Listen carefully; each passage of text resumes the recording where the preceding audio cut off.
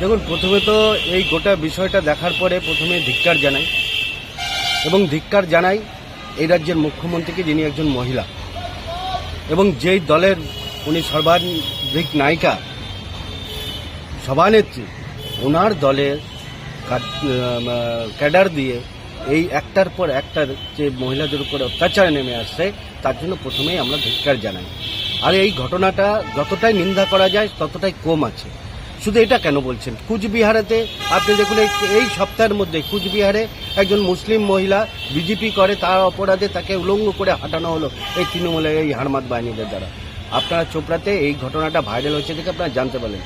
প্রতিনিয়ত প্রতিদিন চোপড়াতে প্রতিটি জায়গায়, প্রতিটি অঞ্চলে, প্রতিটি বুথে এই ধরনের ঘটনা ঘটছে। আজকে চোপড়ায় এমন একটা অবস্থা হয়েছে, চোপড়ার সাধারণ মানুষ কেউ সুরক্ষিত নেই। সেখানে না নারী সুরক্ষিত আছে, না পুরুষ সুরক্ষিত আছে। সেখানে কারো চা বাগানও সুরক্ষিত নেই, কারো ব্যবসা প্রতিষ্ঠানও সুরক্ষিত নেই।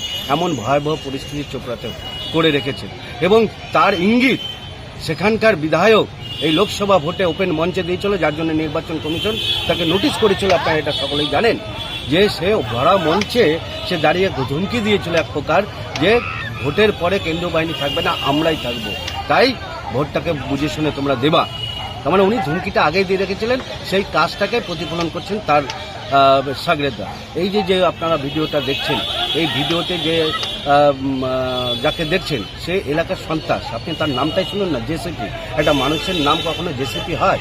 ওখানে এক নামে, সেখানে সন্ত্রাসের এক নাম হচ্ছে এই জেসিপি। জেসিপি অর্ডার ছাড়া সেখানে কোনো কাজ হয় না। সেখানে কোনো কিছু হলে তার বিচার করবে সে, মানে সেখানে সে নিজে পুলিশ, নিজেই সেখানে আদালত, সেখানে নিজেই উকিল, আর নিজেই সেখানে সাজা ঘোষণা করবেন। এটা হচ্ছে তার কাজ ওখানকার। এবং সেখানে এক প্রকার সে না বললে একটা গাছের পাতা পর্যন্ত হিলবে না, সেরকম লোক একজন। আজকে 28 তারিখে ঘটনা হয়েছে, পুলিশ এতদিন কেন তাকে গ্রেপ্তার করেনি?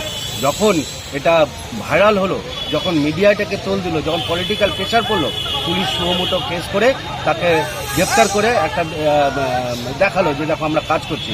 কিন্তু আমাদের বক্তব্য হচ্ছে, যে মহিলাটার উপরে এই অত্যাচারটা হলো, যে পুরুষটার উপরে অত্যাচারটা হলো, তারা করছে, তাদের কেন সুরক্ষা এখনো পর্যন্ত দেওয়া হলো না? কেন তাদেরকে দিয়ে এখনো এফআইআর করানো হলো না? এই জবাব পুলিশকে দিতে হবে। তারা কোথায় গেল? তারা হাওয়া হয়ে গেল। পুলিশকে সুমোটো কেস কেন করতে হবে? তারা কেন কেস করতে পারলো না? পুলিশ এটা দেখবে না।